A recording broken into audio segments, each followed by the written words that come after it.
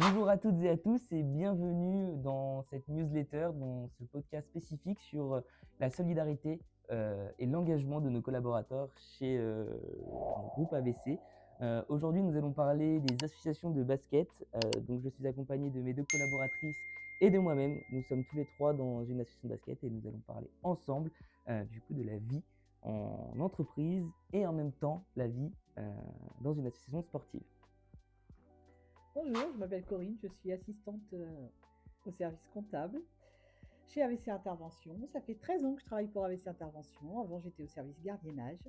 Et en effet, je fais partie d'une association de basket à Ingré et je suis bénévole au niveau de la buvette et de la boutique.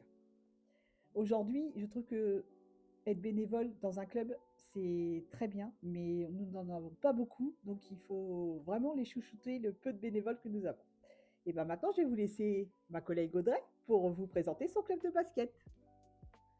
Bonjour, je m'appelle Audrey, j'ai intégré la société AVC Sécurité en 2020, juste avant le Covid, et je suis assistante au niveau du service automatisme.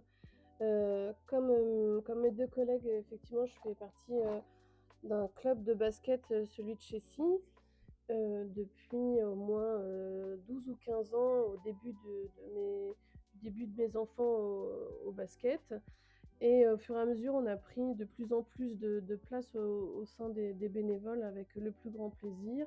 Effectivement, comme dit Corinne, le but, c'est de chouchouter nos bénévoles parce qu'on sait que le Covid a fait énormément de mal au bénévolat en général et surtout à l'implication des gens au sein des clubs de basket, que ce soit dans les familles, etc.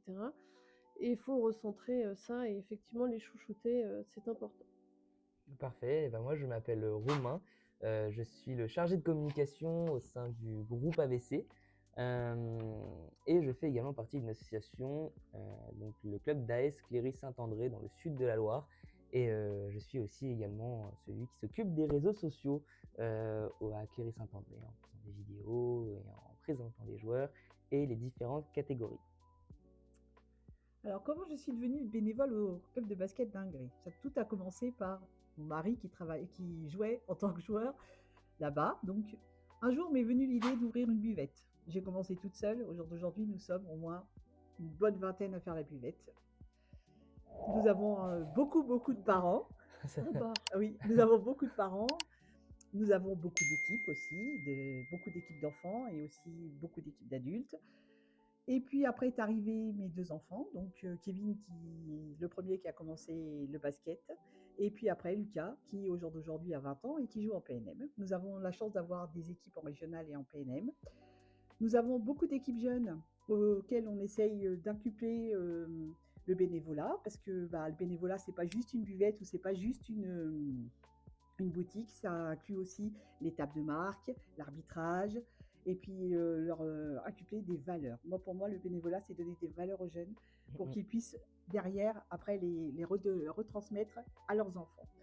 Donc voilà pour moi ma partie que je fais. Alors la boutique, c'est tout nouveau. On a décidé de vendre des vêtements avec le logo d'Ingré. Ça fait 1 an que je la fais. Ça marche pas trop mal. On l'ouvre assez souvent. Et puis la buvette, c'est tous les week-ends. On a beaucoup de bénévoles, donc en fait, on n'est pas toujours sollicité, ce qui est très bien. Et on met ça sur des tranches horaires, comme ça les gens peuvent se libérer pour aller voir leurs enfants jouer au basket. Voilà pour ma partie. Très grand, très large programme. Merci, Corinne. Comme Corinne, je suis rentrée au sein du club de la JSC parce que mon mari y était et jouait à ce moment-là en loisir, et mon fils aîné a intégré en baby. Le deuxième a forcément suivi le premier. Nous mangeons, nous dormons et nous mangeons et nous vivons basket, H24. Mon mari est devenu depuis 2 ans le président du club de la JSC. Comme Corinne, je n'ai pas l'intention de jouer au basket, même si cette année, enfin depuis 2 ans, je participe au basket santé pour intégrer le basket pour toute personne âgée, pas âgée, avec des pathologies ou pas. C'est génial. Et comme Corinne, moi par contre, je suis aussi à la buvette. Je vends pas, mais je suis à la buvette. On ne participe pas, mais on met notre petite pierre à l'édifice au sein du club de cette façon-là, pour avoir le contact avec les familles, le contact avec les autres clubs quand ils viennent échanger et jouer chez nous. Euh, Effectivement, les valeurs du basket et du sport collectif en général sont primordiales. Comme tu dis, c'est le respect, mais c'est le respect des joueurs, le respect des équipes, Mm. le respect de son coach aussi, le respect des décisions arbitrales qui ne sont pas forcément celles qu'on préfère. Je suis bien placée pour le savoir puisque mes deux enfants souhaitent être arbitres tous les deux. Ah, c'est Le top. plus grand est arbitre officiel, le deuxième est en devenir. Voilà en tout cas pour ma part. C'est top parce qu'effectivement, bah, on le voit assez bien, on a un manque d'arbitres. En tout cas, les jeunes s'intéressent de moins en moins à l'arbitre et à l'arbitrage en tout cas. Et c'est top que du coup, bah, tes enfants souhaitent devenir arbitre officiel. Alors pour ma part, du coup, je suis chargé de communication aussi à Cléry-Saint-André. Mais c'est vrai que je vous rejoins, on n'est pas seulement sur un poste. Ça m'arrive de temps en temps euh, d'aider pour les entraînements pour les catégories inférieures. Ça me permet aussi d'être là pour les Kinder Day, par exemple, pour aider à À préparer Noël. les ateliers à Noël. Oui. Et pour tous les événements qu'on va avoir, là, on va avoir l'événement du maillot, on a un nouveau maillot, donc on va le présenter à nos sponsors, aux catégories et au public. Voilà, ça permet aussi à ce que les plus jeunes s'identifient avec ce qu'ils voient à la télé et en fait ça les aide à se donner confiance en soi. Mais c'est vrai qu'aussi on peut apercevoir, je ne sais pas ce que vous en pensez, mais de plus en plus de jeunes qui deviennent un petit peu moins respectueux. Oui. Respectueux envers les arbitrages, envers les Oui. coachs, envers même ses coéquipiers. Mm. Et les valeurs du basket sont complètement contradictoires avec ça. Et comment on peut gérer ça au sein Mais des clubs? c'est ça dans le sport en général. Je pense pas que ce soit spécifique au basket. Je pense que tu prends le foot ou le rugby, c'est pareil. Ils ont la valeur du respect de l'autre, la valeur de la décision arbitrale, la valeur de ce qu'on t'apprend. Et du coup, de tes joueurs, ouais, effectivement, le mec qui est à côté de toi ou la fille qui est à côté de toi est peut-être pas forcément la meilleure ou fait peut-être pas forcément le move que tu as envie de faire. Ça n'empêche que, bah, comme toi, il a le droit de se tromper. Mais c'est globalement, je pense que c'est globalement dans la société où il y a un manque peut-être de considération de l'autre globalement dans la société qui est faite. Et au moins nos enfants font du sport. Pas que je dise que les autres qui ne font rien, c'est pas Oui, bien. bien sûr. Mais forcément, je sais pas toi, Coco, mais moi, mes enfants, si je leur disais, mais on passe le week-end au gymnase et on y est de 8h à 22h, ils y seraient. Et entre nous, je préfère qu'ils soient en fait au gymnase, alors effectivement avec leurs potes, effectivement à encourager les autres enfants, les autres joueurs des autres équipes, que ce soit plus grand ou plus petit, venir encourager les adultes parce que pour eux, ça peut être une référence, d'autant plus, comme toi tu le dis, que ça peut être leur coach, leur entraîneur, leurs frères, leurs sœurs, enfin voilà, C'est ça. tout ça, ça reste une grande famille. Globalement, c'est vrai que quand on parle du sport, on est sur une grande famille.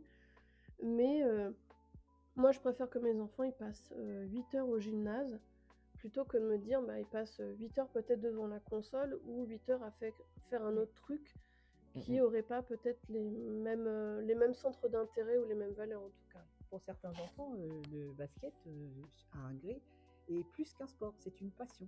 En fait, nous, on a beaucoup d'enfants qui sont du samedi à partir de l'ouverture des portes, c'est-à-dire 11h, jusqu'à 22h, 22h, ouais. 23h, le soir, qui sont là, qui s'amusent, qui partagent des choses avec tout le monde, qui viennent aider aussi. Moi, mon fils, il est joueur, mais il est aussi coach. Tous les week-ends, il coach une équipe de U11 masculin. Mon mari, il est coach aussi, il coach une équipe de U9 masculin aussi. Et donc tout ça, ça prend énormément de temps sur notre temps de famille, mais c'est quelque chose qu'on partage tous ensemble. C'est ça. C'est un moment de partage, le basket. C'est pas juste un moment où on se dit ah il faut y aller, ça va nous prendre du temps. Mais non, en fait nous quand on est là-bas, on est heureux parce que tout le monde s'amuse, c'est convivial, c'est familial. On a su créer un très bon groupe à Ingré, ça c'est clair, un très bon groupe de parents qui font plein de choses. On a organisé, là, il y a quelque temps, la galette. Et le jour de la galette à Ingré, c'est spécifique. C'est le jour de la présentation des équipes, de toutes les équipes. Et toutes les équipes sont présentées avec un joueur de la PNM ou un joueur de la R3 qui prend un petit gamin qui fait le tour du terrain et ils sont présentés individuellement. Ça, les enfants, ils adorent. Et après, ils mangent une part de galette qui est offerte par le club. Au mois de juin, nous organisons toujours un grand tournoi sur 2 jours où nous incluons toutes les équipes de basket, c'est-à-dire de la catégorie U9 jusqu'à la catégorie U10, U20, non U17, Ouais. U17. Et nous faisons ça sur 2 jours et nous organisons ça sur 2 gymnases. Donc là, ça L'organisation, demande beaucoup d'organisation, beaucoup de bénévoles, mais nous avons toujours des bons retours positifs. Donc voilà, pour moi, c'est vraiment quelque chose de bien. Je souhaite que beaucoup de personnes puissent s'investir comme ça dans le sport et puis découvrir des choses que moi j'ai découvert parce que j'étais pas forcément sportive au départ. Ouais, moi non plus, hein. Et, Loin de là. et j'ai découvert en plus d'un sport, j'ai découvert aussi des gens très gentils avec qui sont devenus aussi des amis, certains. Ouais. Et le fait que mon fils ait fait toute sa carrière pour l'instant de basketteur à Ingré, ça m'a permis de connaître plein de Beaucoup de monde, de monde, ouais. voir De tisser des de liens. de Puis tisser de des les liens, voir grandir, de pas les que voir le grandir, tien, en ouais, fait, tu vois de les grandir voir les grandir. autres. Au jour d'aujourd'hui, l'équipe de Lucas, c'est beaucoup j'ai des enfants qui vont avec lui à l'école en fait. Et au jour d'aujourd'hui, lui, il est animateur et il a les petits Les gamins enfants. qu'il entraîne Ouais. au Et basket. Donc c'est super, franchement, franchement. alors, à l'origine, moi, être bénévole dans un club de basket, je me suis dit, ah, être bénévole, bon, ça me dit trop rien parce que ça va me prendre beaucoup de temps, etc. Mais en fait, les personnes avec qui je parle et avec qui j'interagis me le redonnent 200 fois. Et en fait, on voit même pas le temps passer. En fait, on voit pas le temps passer. On s'est à peu près mangé Sauf quand sur. c'est le dimanche soir et que t'as pas passé une heure chez toi Oui, là, ça Oui, commence à et là, être que ça tu long. commence à être recommences le long. lundi. C'est vrai. C'est vrai que des fois, ça peut être long. Mais franchement, quel plaisir. Je regrette absolument pas d'être bénévole au sein d'une équipe parce que c'est vrai, on voit tout le monde grandir. Ça fait pas longtemps que j'y suis. Ça fait que 4 ans, mais en l'espace de 4 ans, déjà, j'ai vu les U13 muets déjà. Ouais. Et je les ai vus grandir. Ils font 2 fois ma taille. Donc, quel Voilà. plaisir. Donc, ouais, franchement, être bénévole, c'est vraiment l'esprit familial. Et c'est top de voir autant de monde. Audrey, il me semble que tu as un événement que tu organises aussi. Alors moi, je l'organise pas, hein, je Oui, tu participe, hein, participes. sinon, Oui, non, non, mais tu le participes. Et si tu veux nous en parler, c'est le tournoi à Pâques, c'est ça? c'est ça, oui. Donc effectivement, tous les ans, depuis cette année, ça va être la 19e édition. Tous les ans à Pâques, sur 3 jours, on a un tournoi international et on peut s'en vanter parce que c'est un vraiment C'est vrai. beau Oui. tournoi sur la catégorie U15 garçons. C'est le TIAM, le tournoi international Alain Massif. Donc qui regroupe maintenant on est à 12 équipes. L'année prochaine, on va fêter nos 20 ans. On espère qu'on va pouvoir monter à 20 équipes. C'est pareil, c'est une gestion. Donc c'est monstrueux sur 3 jours. Des matchs du samedi jusqu'au lundi, le lundi de Pâques étant le jour des finales. C'est un événement merveilleux pour nous tous. C'est un événement, enfin voilà, qui regroupe tout le monde. Et donc, qui dit international dit équipe étrangère. On essaye donc, on a déjà notre équipe à nous de chez Si, qui souvent, c'est un petit peu plus compliqué pour eux parce que on est sur du niveau assez élevé. On a des équipes qui sont en championnat de France, en région. Les équipes étrangères ont aussi des niveaux extrêmement intéressants. On essaye d'avoir donc des équipes qui font partie de la région centre, des équipes de toute la France et donc des équipes étrangères. On peut que être fier d'avoir reçu des jeunes bosniaques, croates, polonais, allemands. On a eu des Belges cette année, on va avoir des Belges, on a des Espagnols cette année, on a eu des Italiens et des jeunes aussi du Burkina Faso. C'est cette c'est relation en formidable. fait où effectivement, comme tu dis, ça va au-delà du basket parce que on accueille des jeunes. Déjà, ces jeunes, ils sont accueillis en famille d'accueil au sein des familles de nos joueurs. Donc c'est pas que des familles de nos U15 parce que ça représente quand même pas mal Beaucoup. de familles. Mais effectivement, c'est la même chose. Moi, j'ai été famille d'accueil. Je me souviens que mes enfants étaient tout petits. C'était 2 Belges qui étaient merveilleux. Et je me souviens avoir arrivé un gamin qui avait donc pas 15 ans, qui faisait presque déjà 1m95 et qui chaussait du 47. Les miens étaient tout petits, ils étaient trop fiers. Enfin voilà, on avait hébergé pendant ce week-end-là 2 grands frères pendant 3 jours. Et ce lien, en fait, il est incroyable. On ne nous croit pas quand les gamins ils partent le lundi soir et qu'ils partent le mardi matin en fonction des quarts et tout ça.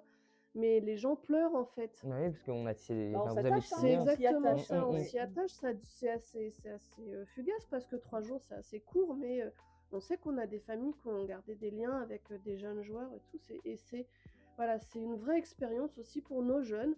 Mon fils aîné n'a pas pu le faire parce que c'est tombé pendant les 2 années de Covid. Mon plus jeune a eu la chance de faire ces 2 années U15 avec le TIAM.